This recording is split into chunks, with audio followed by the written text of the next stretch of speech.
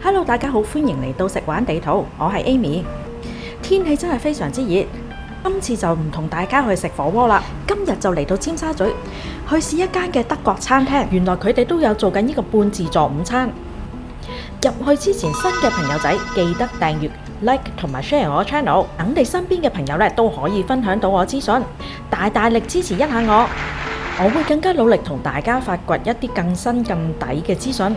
今日我同大家咧嚟到呢個美麗華商場一期。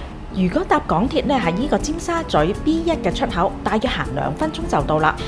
餐廳坐落呢個商場嘅3樓嘅 Prost 帝樂德國餐廳。餐廳現時咧喺香港有3間分店。今日嚟到尖沙咀嘅分店，喺門口已經放滿咗呢個德國食物嘅大 poster。今日就平日嚟嘅，我哋大約11:9就嚟到啦。我就訂咗2位，服務員亦都好快帶我哋入座啦。餐廳嘅客人都未算太多，餐廳個裝修咧帶住呢個傳統德國嘅風味，地方都算寬敞，而餐廳咧亦都設有呢個大型嘅露天花園。相信秋天嗰陣時咧，如果喺出邊進食咧就非常之好啦。坐低之後咧，同大家睇下佢嘅午餐 menu 先。午市套餐嘅價錢咧已經包括呢個自助沙律吧啦、餐湯、甜品同埋餐茶。選擇就會有呢個2人份量398蚊嘅傳統德國豬手，配酸椰菜同埋薯仔。牛肉選擇咧就有呢個安格斯西冷牛扒，再配呢個薯角同埋時菜。而魚方面咧就可以選擇呢個三文魚柳配呢個薯仔沙律同埋呢個發邊豆。另外2款咧就係呢個茄汁意粉，再配呢個肉丸。飯類咧就有呢個芝士茄汁焗豬扒飯，又或者淨係選擇呢個自助沙律吧。午餐時間咧係由呢個11點半食到2點半，逢星期1至5，紅日同埋公眾假期除外。選好主菜之後咧，我哋就事不宜遲出去自助區睇下先。自助區咧係靠餐廳入口位置嘅，靠近呢個開放式廚房咧係呢個熱盤嚟嘅，而中間嘅長台咧就係呢個冷盤為主。我哋就先睇呢個冷盤同埋沙律，當然唔少得呢個雜菜啦，仲有呢個薯仔沙律。見到蔬菜嘅顏色咧都非常之翠綠。再過啲咧就有一啲 sprout 生菜，一啲嘅蘋果沙律，仲有一啲嘅薯仔沙律、哈密瓜、紅菜頭、青瓜沙律，仲有一啲凍嘅意粉沙律、烤過嘅南瓜、青豆同埋紅蘿蔔，同埋番茄沙律。睇到顏色咧都已經好吸引。凍肉方面咧就有2款選擇，除咗醋同埋呢個橄欖油之外咧，仲有3款嘅沙律醬選擇，分別係呢個法式沙律醬、千島醬、紅酒醋汁。而沙律嘅配菜咧當然唔少得呢個芝士，又或者係一啲嘅提子乾、橄欖其他嘅配菜。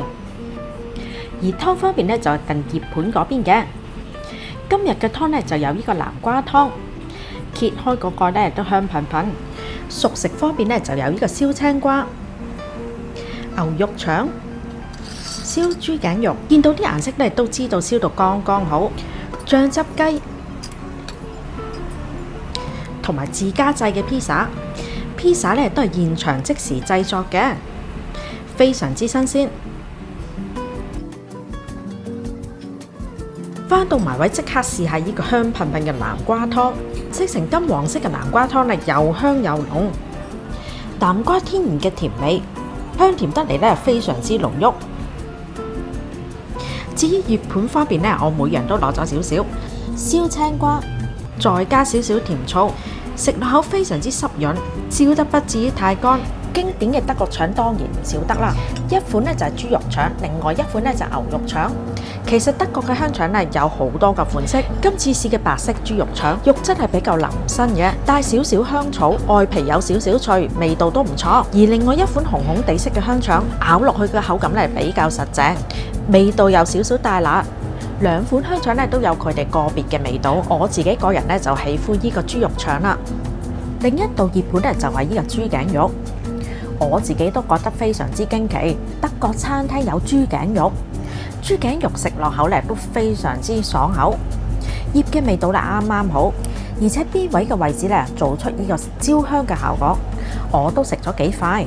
之後咧，我就攞咗一啲嘅蛋餅啦，同埋呢個自家製嘅披薩。今日供應嘅蛋餅咧就有呢個菠菜同埋芝士。其實 quiche 咧我自己都非常之中意食嘅，蛋餅咬落去咧軟軟綿綿，加埋呢個芝士同埋蛋香，非常之好食。裏邊仲要好多菠菜，我自己忍唔住咧都食咗幾嚿。即場製作嘅自家製披薩當然唔會放過啦。披薩嘅餡料咧就有呢個洋葱同埋煙肉，唔似一般香港式嘅披薩。餐廳提供嘅披薩底咧係比較薄身，係比較傳統嗰隻嚟嘅。食咗一輪熱盤，梗係要攞翻啲沙律啦。沙律咧滿滿一大碟，非常之色彩繽紛。除咗沙律菜之外，餐廳多款嘅沙律咧都係已經調好味嘅，而且加咗唔同嘅配料，食落去嘅口感同埋層次咧都非常之豐富。我自己特別喜歡咧就有呢個烤咗嘅南瓜，烤過嘅南瓜咧特別香又特別甜，食落口嘅口感非常之軟腍。凍嘅香草螺絲意粉咧，再加埋不同種類嘅香菇，味道非常之豐富。經典嘅番茄水牛芝士沙律，夏天食咧就最啱啦。餐廳亦提供兩款嘅凍肉，一款咧就係火腿嚟嘅，而另外一款咧就係黑椒牛肉。自助區嘅食品咧，我哋都食到差唔多啦。今日我哋淨係嗌咗一份主菜，就係呢個焗豬扒飯。豬扒飯上台咧，我哋都哇咗一聲啊，非常之大份，相信足夠2位女士享用。見到飯面咧有好多嘅番茄、菠蘿、芝士，大量嘅醬汁，見到都非常之吸引。揭開塊豬扒睇下先。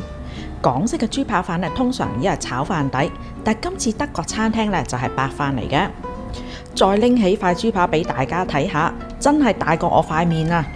份量非常之十足，大大塊一塊上。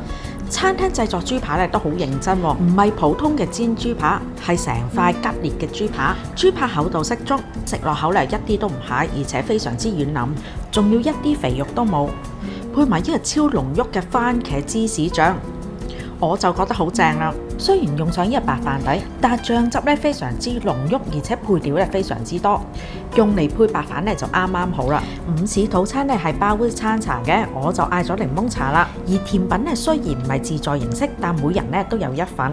今日嘅甜品咧就有呢個黑森林蛋糕同埋呢個綠茶慕斯，甜品就不過不失啦。